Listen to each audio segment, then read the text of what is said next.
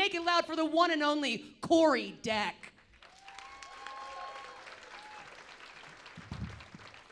What's up, everybody? Yeah, Loonees! I'm from Colorado Springs. I'm born and raised. Anybody else in here? Natives? Yeah, girl! Hell yeah! I love it here. As us Colorado natives know, it's the city that never sleeps. That's what we call it here. The city that never sleeps. I love it here. I love telling my friends about it that have never been here. I always describe it as like a place that's filled with armed Disney adults. I love being on the highway and seeing a guy that kind of looks like that guy with the beard, and he's on a hog, right? He's on a hog. That's what we call them here, and he has an ostrich shaped wife on the back. Big fat belly, little legs. You've seen him, yeah.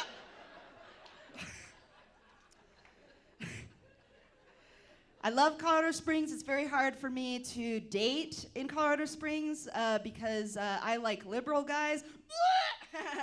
And I have huge tits.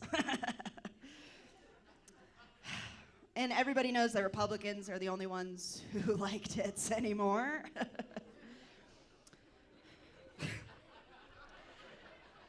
Look at me, I'm shaped like an AirPod. How am I supposed to get pussy with that? It's really hard for me to date. I have huge tits. They're genetic. My dad also had huge tits. Cool guy. It's hard for me to. It's really hard for me to date. The Republicans, they don't want to date me either, because they know that Republican women have the best pussy. Because righty tighty, lefty loosey.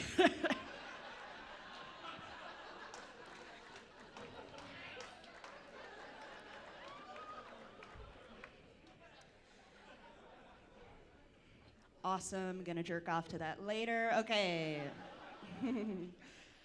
I moved back here 4 years ago. I went to college in California. I got my degree in environmental science. It's too late. It's over, we're done. I moved back to pursue one of like the coolest jobs I've ever gotten in my life. It's a dream. I'm a full-time stay-at-home daughter. Yep.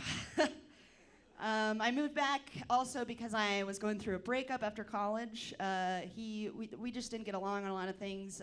He didn't like that I like to do bits. I love doing bits, okay? One of my favorite ones to do is I would be on top during sex, and I would pump fake him.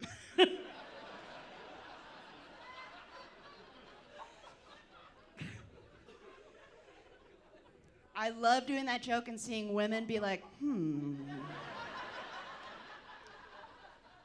And some of the guys being like, please do it later, please do it later, please do it later. I love that shit. Speaking of these guys, this guy, we talked, at the end of our relationship, we kind of talked about attachment styles. You guys know about these, right? We're in 2025. Most people know about these, okay? Talking about attachment styles. He told me that his attachment style was anxious. And I said, gay. That one's for girls.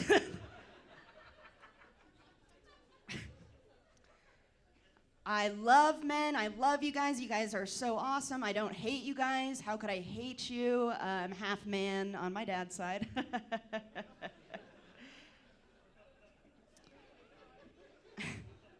I think you guys are really special. You guys see things in Home Depot. I simply can't. I can't see them.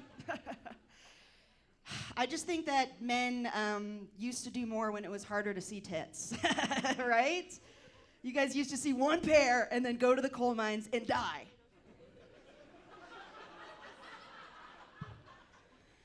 Now, you guys watch breastfeeding compilations on Instagram while you're streaming Kill Tony. So, we've changed. Thank you. Thank you! They say that men are visual creatures. They say that men are visual creatures, right? But all the ladies in here, and I know right now, you guys have been to a guy's apartment. They're like, you want to go to the bedroom, baby? And it's a camp chair every time. You're like, can I use a toothbrush? He's like, yeah, just use the cat. Men, you guys are goobers. Before I do this next joke, I need you guys all. Who thinks that we are too sensitive these days? Huh? Clap. Yeah. Keep that in mind. Okay. I don't think men care about us at all. I don't think men give a shit about women. You know why? Because if I were to get shot right now, God forbid, actually, kind of please, if I were to get shot right now, a lot of the guys in here would be like, oh, new hole.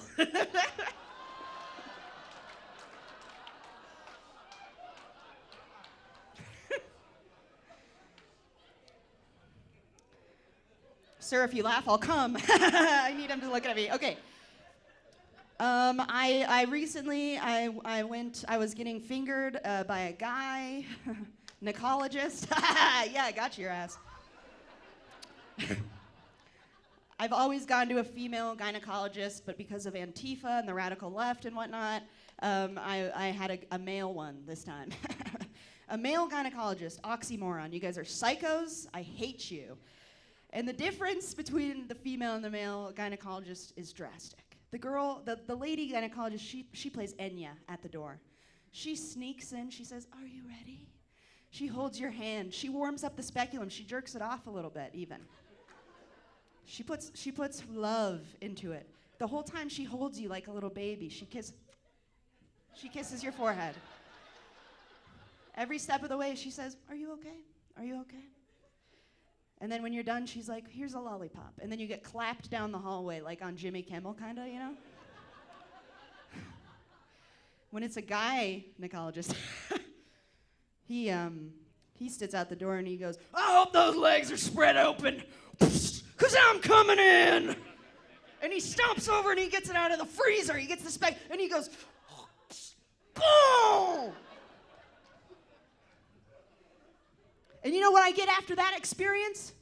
A date, because I love that guy.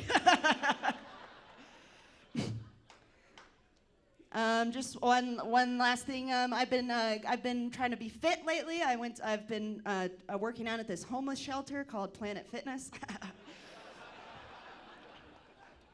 And the guys there are so loud. Why are you so loud at the gym and so quiet during sex? In the gym, it's always, and then in bed, you guys are like,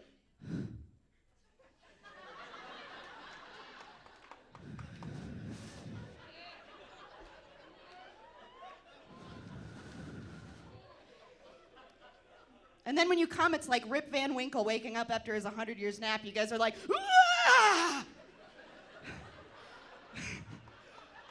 What year is it? War. All right, I've been Cori. You guys have a wonderful night.